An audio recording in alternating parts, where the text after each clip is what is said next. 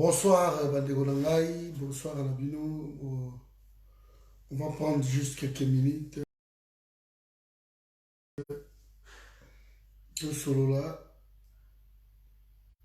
Voilà, donc, merci, la Bandego Nous, pour partager vidéo Nabiso. Je crois que les choses ne s'arrangent pas toujours d'un côté. Il y a pays Nabiso, la RDC, débat tout sur la République à démocratiser du Congo parce qu'il n'y a pas de démocratie. Les choses, elles ont s'empirer dans le mandat où moi, Mboka Félix Tshisekedi Agendeki Kundima va nommer. On est en train de vivre toujours en plein cauchemar du Congolais. Mais aujourd'hui, je voulais parler pour un problème, il y a un peuple congolais. Un peuple qui ne revendique pas ses droits, un peuple qui accepte tout, alors beaucoup Sibir, il surtout, hein, tout beaucoup Sibir. Bonsoir, maman Brigitte. Parce que, partagez la vidéo, merci pour partager. Déjà, c'est officiel, la France a classé RDC comme zone rouge. Le pays où il est kibiso na sida, le pays où il est kibiso na Covid, le pays où il est kibiso na rougeole, dans la maladie belés en Afrique, dans le monde même. Brésil, coûte en Afrique, en Amérique, n'en parlons même pas. Le Brésil.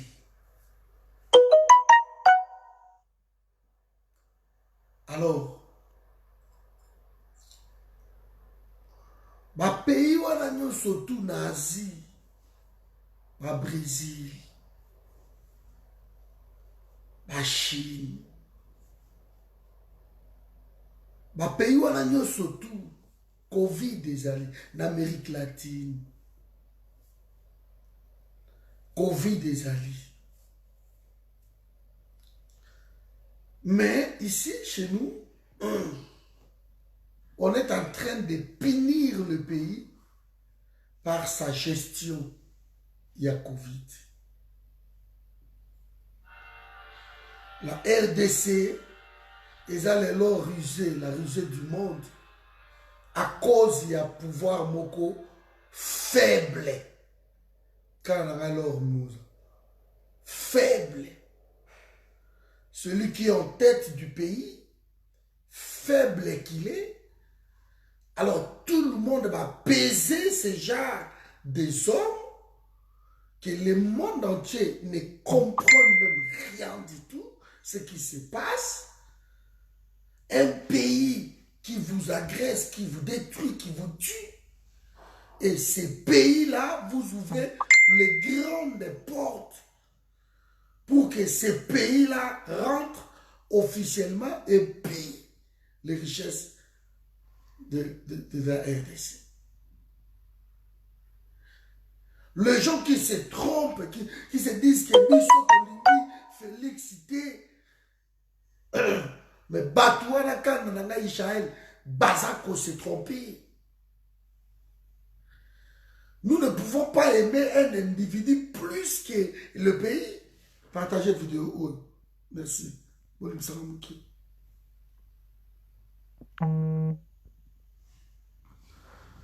ne pouvons pas aimer un individu ou une famille ou un clan plus que le pays. C'est pratiquement impossible. Parce que nous tous, avec Félix, avec tout consort, tout ce monde-là, et là, ils ont lié biso, ils ont moko, c'est le pays. Tout ça, le patrimoine moko commun, c'est le pays. Moi, je ne peux pas aimer un dirigeant plus que mon pays, Parce que si ce dirigeant est en train de détruire l'avenir, mon avenir à moi, l'avenir de mes enfants, il y a ma avenir, il y a ma coco nangai, et on dit il faut soutenir Yango parce que c'est Félix Tshisekedi. Parce qu'à Zamora Mboka. Donc, je suis en train d'hypothéquer mon avenir, l'avenir de tout un pays, parce que Félix n'est moi Tshisekedi. Soyons sérieux. Soyons sérieux.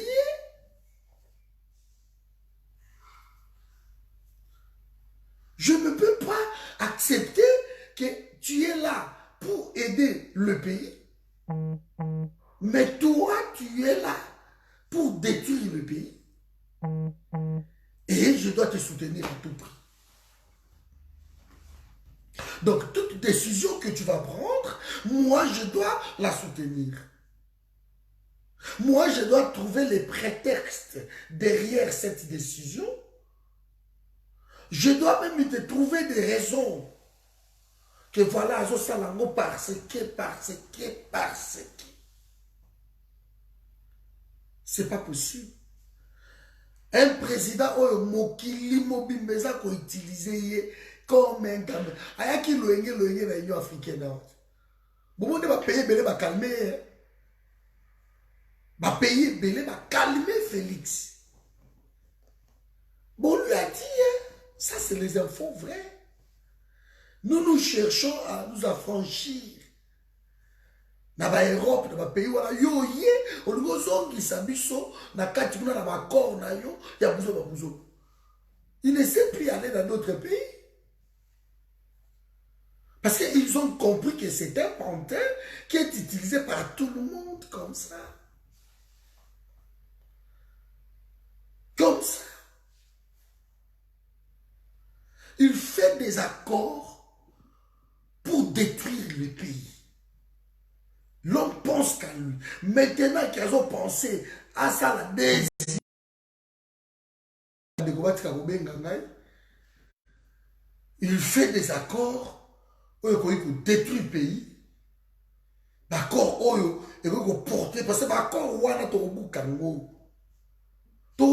Félix ne sera pas éternel. Il ne va pas rester dans ce pays-là comme un président. Moutouma a obété Massassin, toujours. Alors, toujours, au monde, un jour, le Congolais va boire à Grenade, bon, c'est bon. Avec la déception du peuple, il y a des zoba, peuple, il y a des Gumba Melaka, des bourreaux, pour la boutique à guerre, il y a des gens qui ont peur, il y a des incompétents, incapables de terminer la guerre, alors qu'on a eu des généraux. De Mamadunda là, on a eu des bons, comment va bêta, on est pou, ça aide, même il y a MONUSCO. L'histoire, elle est récente.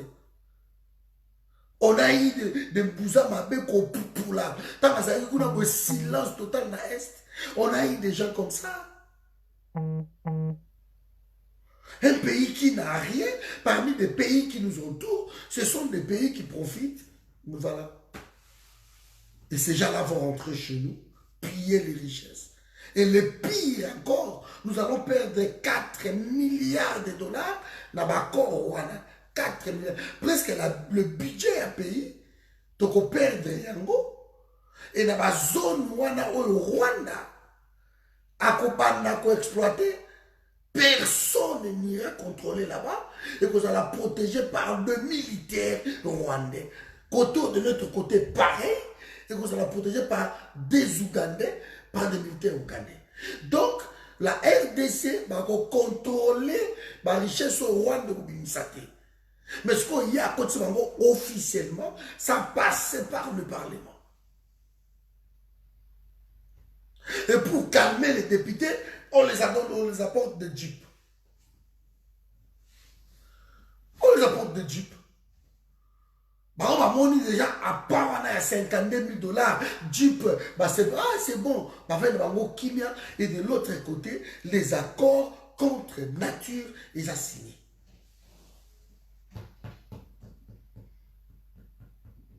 Et on nous parle des députés. Peuple comme il faut qu'on bombe à député wana. Il faut les brûler dans le peuple boité. Je n'ai jamais vu un peuple comme ça.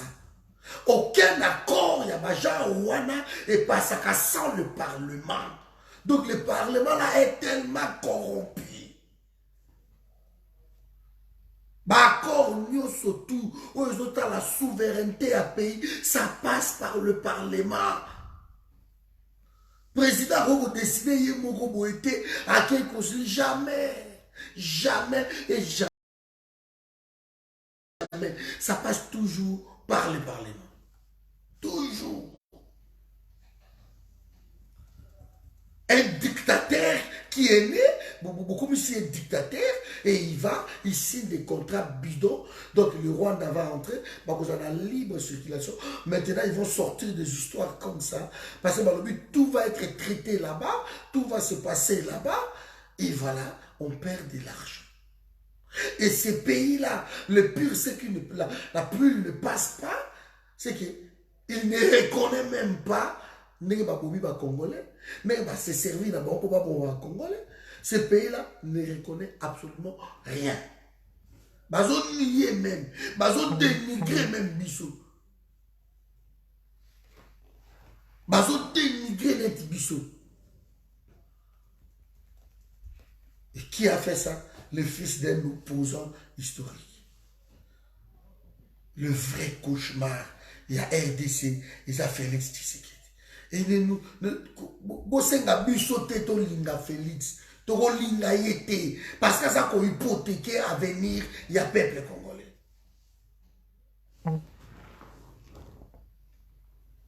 Après biso biso avenir na biso. Après biso avenir yabana. Et vous nous demandez, to linga raye parce que azamana mboka, to yebi loko so sala. Il ne fait rien.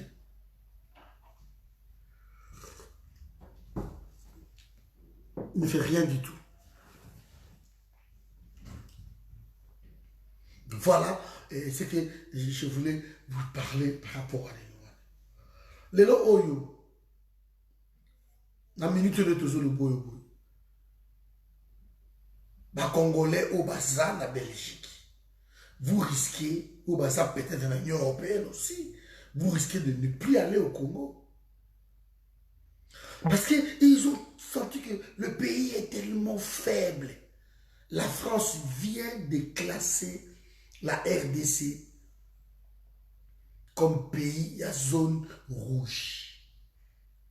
Zone rouge. Alors que France a ça Covid collé kabiso.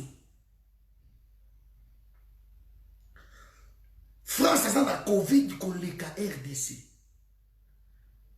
Mais babao baonabino buzo banabino manque ya responsabilité nabino bon l'équipe de la télévision pour dire que non tu continues la troisième vague.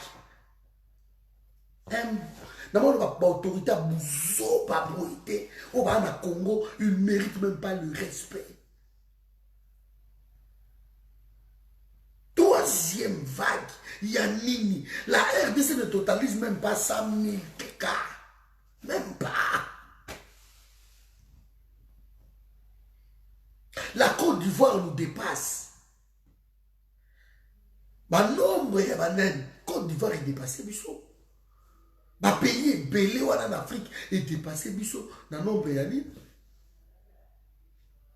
Mais vous voyez que vous avez quel est le bout. Écoutez, tu comme la troisième vague. Et nous demandons, surtout, pour faire attention, pour se faire vacciner, vacciner Zati. Alors que vous avez donné 128 millions de dollars pour la gestion de la Covid. Et Teni Longondo, Abenda Yaye moi parti. Allez, Mouyembe, Abenda Yaye parti. Félix na batunaye, Babenda Benda Bambongo, Basala et l'autre côté. Et il faut se rendre compte et campagne tout ça qui contre le vaccin. Bah, mon que la population, le gars, a un vaccin. Parce que la population nous écoute, hein, d'espoir. Là, ça, la vidéo, il y a qui mongo. Ça, la vidéo, il y a qui mongo. Bon, il me semble que là, thé à miel, hein, bah, conseiller, moi, miel, moi, citron pour la voix. Dans la salle vidéo, il y a qui mongo. Dans la qui parmi ma première personne, ou si pas la première personne. On a ça qui vidéo il y a français il y a 5 minutes. On a soit qui va extrait à Sarkozy na tchango contre ce vaccin. J'étais parmi, surtout à 5 dans le monde, j'étais parmi. Et vidéo à la Panza, et Tambola, la zone de la Guinée, comme la Côte d'Ivoire, Tambola partout. Ne prenez pas ce vaccin. Ne prenez pas ce vaccin.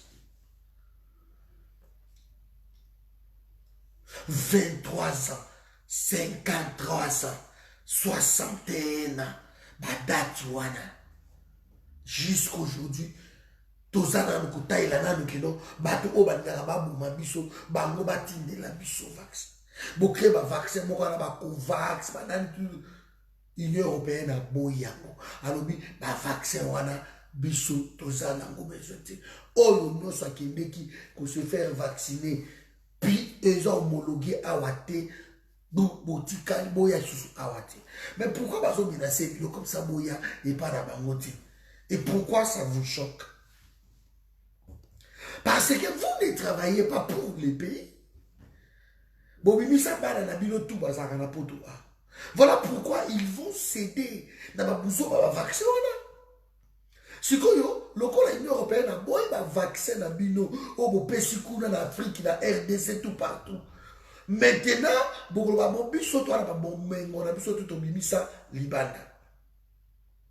on a nos millions de millions dans ma compte offshore au Tofungola. On a nos enfants qui étudient là-bas, nos femmes, voilà, nos familles, tout consort, nos sociétés. Nous sommes des actionnaires dans ma société, telle compagnie, telle. En tout cas, biso photo qui n'est pas à poto. Toi, nous allons accepter. Bon, tu as quand même vaccin, on a caca. Et il y a comme ça va bon ma population. Et ben, dans le Congo, quand vous n'avez rien, je vais vous donner l'exemple. L'autorité locale à Singapour. Local, il y a la Chine. Il y a le Brésil, place où il y a vaccin, et Covid, et bon, il y a milliers de personnes. Bon, classé par moi dans la zone rouge. Ils n'ont rien à foutre. Bah, ouais, pour ça. Bah, pays, le Qatar, l'Arabie Saoudite, tous ces pays-là. Bon, on va faire ma campagne, ma vaccin, massif. Ils n'ont rien à foutre. Ils ont bâti leurs États dans le modèle de développement au Yabango. Les Arabes se sont imposés dans le monde. Ils se sont imposés. Dans le modèle d'Abango. C'est ok, dans le pays, dans le Dubaï, dans les Émirats Arabes Unis, dans le Koweït, qui est dans le pays, dans le Qatar. Sauf la Belgique, ils ont salité, la Belgique était matin. Oui, ça va, ma construction, ça, ma pays où on est au Nama, ma pays où la France était maté, il n'y a rien ici. L'Europe, il n'y a rien. Il n'y a rien. Yo, c'est ma pays, le corps, l'Europe et l'équipe, et Arabie Saoudite, mais qui toque. Europe et l'équipe, comment, même Rotterdam, l'équipe, Dubaï, qui toque, et l'équipe. Et l'équipe a payé assez. Ils n'ont rien à foutre. Mais pourquoi on est là et pourquoi la Belgique particulièrement a mon là RDC? Parce que la bêtise au Portugal, à Kolobango, d'Angola, il ne peut pas. Parce que les lois angolais, Baloussa, vapeur, Wana. Portugal est comment vivre dans la perfusion d'Angola. C'est Angola qui envoie l'argent la subvention dans le Portugal. Angola refuse même que le Portugal va nous faire un visa. Les Portugais, en Angola, pour eux, c'est l'Eldorado. Et la question de, bon, il y a biso, bah, tout pamba, boye wana, boye koyi, bah, bambo, on va une vie, na poto, allez, bambo, tout botindi à côté. Et maintenant, on classe le pays en zone rouge. Donc, bah, voyageurs, même la Belgique, écoute, à qui encore plus loin. Alors, Congo a classé Congo pays à haut risque. Et a déconseillé à Batoba Kembete et Batoba Koyate, Nanazanango, Nebazolo, Mindre Bazalango, na Yokia Ambo, na Landi même, na RFI, Ambo. Tous les passagers désormais en prévenance, il y a Congo interdit na Belgique. Beaucoup Yate. Il faut ça, la raison moko valable. Il faut raison beaucoup bandimayango, mais ce qu'on y est, on passe 10 jours, il y a quarantaine qu'on a. Il y a isolement. Ce qu'on dit Congo, il y a 10 jours, et ça va être vite vers ça. Vous savez qu'il y a Macron. Félix a fait un discours irresponsable. Bien que je suis d'accord, le gars la soit qui vaccine, mais un discours irresponsable. Un chien, on manque d'expérience. Tout le monde le sait que on le sait. Tu ne peux pas déclarer ça tout haut. Comment ils ont vivre dans l'autarcité? Comment ils ont la carte, il y a ignoré à mon kilio. Bah discours irresponsable et puis c'est l'interview j'avais raison de ne pas prendre ces vaccins parce que Nazari n'a confiance dans mon Dieu. Un pavé dans la mare. Donc tous ces gens-là ont dit mais comment alors que Bissot au Pessi millions et des millions. Ils ont demandé à Mozambique de rembourser. La Tanzanie, Tiba Bomi Magufuli. Parce que Baro Alobi, Bissot a déclaré Covid était exact. On parle ici des variants sud-africains et tout ça. Mais les pays qui entourent le Sud-Afrique, et c'est d'abord un pays à haut risque. Quand vous avez un dirigeant ou un faible comme ça, il y a un moni, on peut se permettre à Koulouba, Babilo Korana, parce qu'on ne vous respecte pas. Félix a fait ce discours-là. Le monde a compris que non, la RDC, pas de Corona, c'est le en 1953. Il y avait un monsieur qui s'appelle Emile Koproski.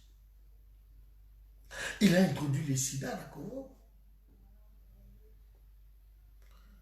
En 1953, il a introduit le sida. À part ça qui parle la Belgique, à cause aussi que non, ça va vaccin, ça va rougeole, banane et tout. Ok, ils ont créé un virus. Le sida, créé dans le laboratoire. Pays à expérience, dans le Congo. Emile Koproski, alors qu'il faut réduire la population africaine au Congo. Congo. Et à Yenango, officiellement, parce que l'État belge lui avait autorisé à Yenango officiellement à côté et à créer un sida. Jusqu'à ce que tu aies découvert le sida en 86. Souvenez-vous, docteur Lourouma. Oh, on a découvert qui ça sida. C'était 86, 87, par là. Et c'était Lourouma. On a cru que le sida, c'est ça là déjà ravage. Ils ont créé Ebola. Pays expérience Congo. Pays expérience Congo. Qui me n'a pas tout dans le sous-sol. Madame, il sera 2 secondes. Je suis en train de faire le direct. L'émission. Ah oui.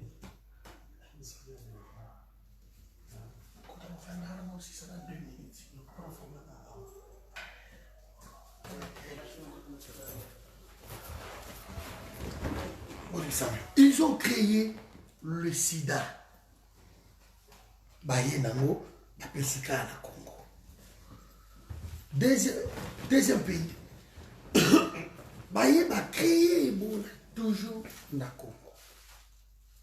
Donc tout ce qu'ils sont en train de faire, c'est pour que notre pays ait toujours un problème sur lui. Lelo oyo, pays oyo,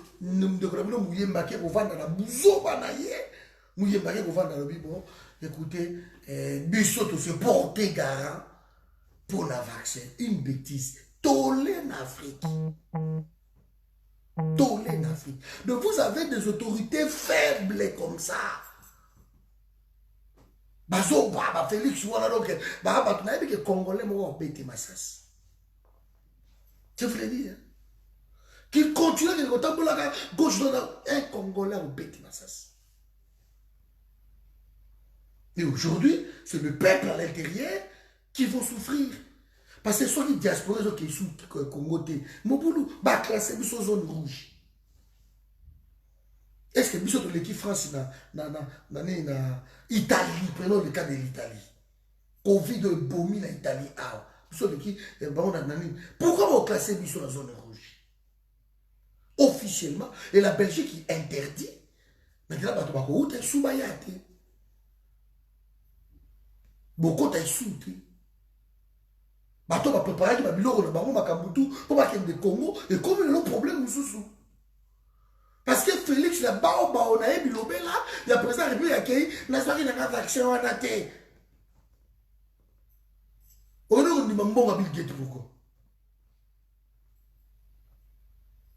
Un aventurier comme ça en tête du pays, un ramassis qui vient je ne sais d'où, voilà maintenant, le pays est en train de payer les prix.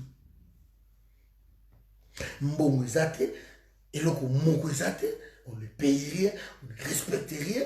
Donc un pays, comment on viole tout le monde, un pays où on signe des accords avec des violeurs, des assassins, bango de bakomi ba fréquentable. Bango de sukobo babomi biso mais basengi pardon te et loko moko te mais to sala nini ba okota ta ipa na biso ndenge wana et bakoya koboma bato. Mes amis, ce que j'avais à vous le dire ce soir, c'est ça. Le Congo est classé zone rouge par la France.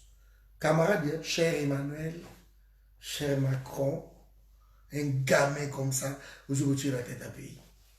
Et voilà, maintenant, nous sommes en train de pleurer. Cher Emmanuel, il y en a classé dans la zone rouge. Et cet homme, à l'objet, Bopé Sangaï, deuxième mandat, comme ça, on a reçu la macambougne surtout, on a promis Takibino. De Félix, il prend des gens comme des cons. C'est pas possible. Même ma promesse à papa m'a dit non kunde la bino bibembe awa na kasangulu. Akei baksida bibembe pas marié. Maman oyo tant que Félix a une église il y a pasteur Dalou. Boye ba musuna ba début à Félix wana et pas pasteur Dalou. Maman na ba misaka ina nako Félix azoki abi bozo kisa maman na bola na bakamnai. Ti le lone na osula na bino boye maman wana. Azonda kutiti. Toutes les promesses sont faites par Félix, attends mon côté à réaliser. Ce qu'on peut faire, c'est un deuxième mandat pour réaliser. Il prend des gens comme des cons. Il prend des gens comme des cons. Mais qu'il continue, il n'y a pas de problème. Hein? Il y a ça Félix, ça béton. À continuer qui bétonne ailleurs, voilà. Béton ce côté maille, mouillé, de tellement ça qui mélange à mon mabé. Et comme nous sommes aussi dans Boukani, de Félix Nengazana, mes amis, je vais dire au peuple congolais, si vous ne vous levez pas, si vous continuez à prier, vous allez souffrir.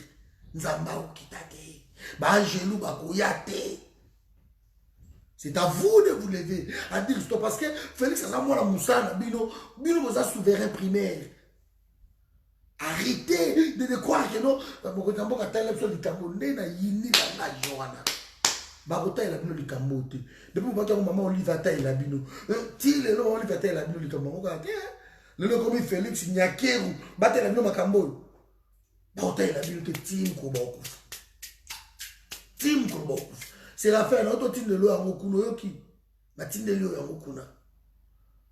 Donc voilà mes amis, ce que j'avais à vous dire. Si quelqu'un bato oyaye moko bazo kufa, ba voisin, ba famille, ba noko, ba tata mwasi, ba sili kosila, azo ka bango mawate. Bino bokasi Félix ayoka bino mawa. Ayoka bino mawate. Nous continuons le travail. Nous continuons à vous parler. On n'a pas le choix, on doit parler. Celui bato bakoyoka un jour, c'est bon. Parce que bon, il faut qu'à boyoka, comme toi la arme moussoute. Mais je sens que Félix Moutoumouka a bêté ma sens. Aouti kuna na beni kuna la bouteille beaucoup. Moi non wololier les tout. Ba wololier des promesses et des promesses. Ba étudiant beaucoup soit ba étudiant beaucoup soit internet au fait syllabus les simbati. Les lots ba kiti soso soso fait qui t'a dit ba pèse ma barème na bango ya ba prix. Beaucoup ça va soso dit wa puis production. Parce que l'État, pour quitter sa biloko prix, l'État, c'est la production na yemo quelque part. C'est là où soit, ayebisi banga le écouter, biloko za na biloko. Naïde na za to ça la compensation. Na ça se passe partout, la FEC, et ça moustan parce que c'est normal de faire défendre toujours les travailleurs, les commerçants. Ça c'est les rôles. Et comme le pays ne produit pas, on n'a pas d'industrie. Ces gens-là, Kabila les a tout donné. Batouana Bayaka a tout, c'est bango. Parce que on se bat pio de la Namibie, $2, bah roté comme à $5. Bah c'est exonéré dans ma cabine surtout. Bah on lit à bidon. L'État, il faut que ça bango que écoutez. Naï, n'a pas quitté sa taxe quelque part, n'a pas quitté sa douane quelque part. Et bino la compensation wana bino ko kitsa biloko ça se passe comme ça la négociation mais tant que bazo les kaka bon to kitsi $70 c'est de la démagogie populisme et ko kitate yao moni tout à ça la waka makele na matoy ça me fait d'annonce il y a rien de concret et le ça la misate biloko ko kitate le pauvre accable Félix jusqu'à ce que le peuple congolais il faut qu'au Bengana Félix. Si au Bengani était, c'est vous qui voyez. Tout ça, il y a Franck Djongo. Ah, bao, makelele, quoi. Nye, Kagame, le oiseau de Sina, le but, hier, vous allez Nye, Marie-Thérèse Ifoku. Nye. Tant que ça veut dire marche, contre Maramba Est. Pio. Gabriel Mokia, sauf que tu es ministre de la Défense, na Rwanda, na Rwanda, mio, kuna mupandi. Noël Chani, makelele, Alingi Banka, Zole, Kalbe, mission, manit, Tama Betka, Yelo, Kouana, d'origine, mio, na mupandi. Tous ces mondes-là qui veulent travailler pour la RDC, bah, au travailler. Parce que jusqu'ici, tous nous sous occupation politique. Il y a tant que la politique rwandaise est influencée dans le Congo, et vous allez voir. Donc moi, j'espérais mieux que le président de la République, avant, à côté de ça, Rwandais, Ougandais, il fallait leur dire clairement que, écoutez, mes amis, et vous il faut debout danser le tango, mais ce comme que tobo sana kaka tout bakota na bango kaka tobo sana tout bon ba victime ba kufa et bon ba guerre ba sana na ba simisi il y a eu autant de morts na Congo depuis que ba sana mokili na pays mo kufisa ba tune du Congo et nous sommes la région du monde qui resma biso ba congolais to amayele te to te kaka pays na biso ndenge wana biso moko to zala ki peuple mo ba juif ne ba ko amayele. Les juifs se souda à partir d'Allemagne. Tant que ça, les juifs vont maïle. Baba na même bango na bango kaka. Aussi mbete, moi je suis aussi mbete, ba koma prudent na nenga moki ya osakanati. Nous devrions vivre comme ça. Il faut qu'on m'a prudent. Biso mondela ok. Sri Lanka ok. Oh chinois, ok, on va les chinois. Oh là, ok, bon, tu m'as mélange. Et vous te retrouves à ma problème. Entre biso tout ça au Canada. Et bien voilà, dans le niveau haut de commune à Molène. Voilà, peuple congolais, là où tu me salas la côte dans pas longtemps. Donc je tenais à partager l'information à Bissou. Le long de Boyebi, on a ici, pour avoir un contrat. Donc, Rwanda va au officiellement. Et la zone où on va exploiter, les minéraux, on a Bissou, na ya bango, les Congolais vont au les militaires vont au les militaires rwandais, ils vont sécuriser les sites. Ça, c'est le contrat que Félix a signé avec Kagame. Et nous allons perdre dans les 4 milliards de dollars par an. C'est beaucoup d'argent. Donc, le Rwanda, pardon, va exploiter le Bonabiso, va traiter le Rwanda. Voilà, sans pardon, sans compensation, sans reconnaissance de quoi que ce soit. Félix a continué au Congo et ça a Félix. Sans passer par le Parlement. Ce qui va député, là, il va tout Oyo, va Congo, ne va député ou va frapper Félix dans l'article 165 de la Constitution de la haute trahison. Mais non. Souvenez-vous, tant Rwanda va Kota, l'époque à Kameri. Mais soit le président a parlé, bien qu'il y ait une comédie là-bas, alors parce que il y a un sans passer par le Parlement. Le président est en train de violer la Constitution depuis qu'il est là. Ah ok, il y a un viol. Et les députés pour calmer, ils vont avoir un enveloppe pour aller sur le Jeep. Sur le Jeep, on est en train de faire ça. Bino a peuple qui s'assoit, bon ça il est comme mon côté. Ce qui n'a qu'une de les western union dans la Congo, maman n'a pas fait la parce que tu as fait la peuple à Boya Mounyama, Boïti. Ce qui botte les motumbi ba Jeep wana. Ce qui motumbi ba député wana te. Ce qui n'a qu'une de les 1 euro dans la Congo, maman n'a pas fait la Congo. Ce qui a camarade dans la Facebook, au moins qu'il a continué de la haute Congo, Boumanga, l'Omba Kende, je m'en fous. On ne va pas continuer et on s'en donne plaisir. On ne va pas continuer. Nous avons pas mon bonne soirée, on est ensemble. Cordon Patrie, partagez la vidéo. Donc, ça va sur le monde, nous avons guéri, nous avons dérangé, nous avons cassé. Dans l'année, nous avons guéri. Donc, on est ensemble. Ok? Sur l'éminence, monsieur, dans la France, je crois, à Marly. De nous ça sur les sous mutu à Futaki avion en Afrique avion médicalisé apparemment Félix peut a tchaki avion médicalisé mais il y a Félix qui n'a pas norme yango France boya qui yango il n'a pas norme France boy et la police ba norme il y a Denis Sassou Nguesso. Donc quand les gens disent qu'il y a un cordon, ça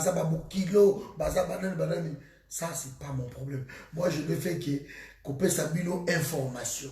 Avion médicalisé, au Mosengo, aïe na Marly, na France, et ça avion où pas à Denis Sassou Nguesso. Moi je m'arrête là. Je m'arrête là. Si vous finissez vos messages, allez-y. Mais moi je m'arrête là. Voilà. Mosengo a un peu encombrant pour le pouvoir ou à Félix. Voilà, ils sont aussi, il fallait pas ça la choix. Je vais donner ça sous les sous. Je m'arrête là, pas à un kilo ou pas, je m'arrête là. Je crois, on est bien d'accord. Donc, Azawa n'a pas soigné, mais il faut voir que Mosengo a commis Moukolo déjà, pas plus de 80 ans, il a commis Moukolo. Donc, voilà, vie en Moutouzan Ningoana, à côté au coup Falilo, et voilà. Il faut tout se préparer. Nous devons éterner la santé. Nous avons des voilà, donc il est là. Jusqu'ici, communiquer sous ses santé. À part Owana, et puis l'abbé Condé a remercié qui Congo Brazza dans l'année communiqué. On a dit, ah, ok, a remercié Sassou. Mais après ça, qui avion. Sur le Taliban, vous continuez, vous faites la finale, vous avez salé. Après, c'est une information. Félix a échoué toujours. Parce que tout ce qu'il touche, ces gens-là, cet homme, il échoue. dans tout. Voilà, on est ensemble. Bonne soirée à Bino. Nous n'avons pas mon abino. Tout le temps,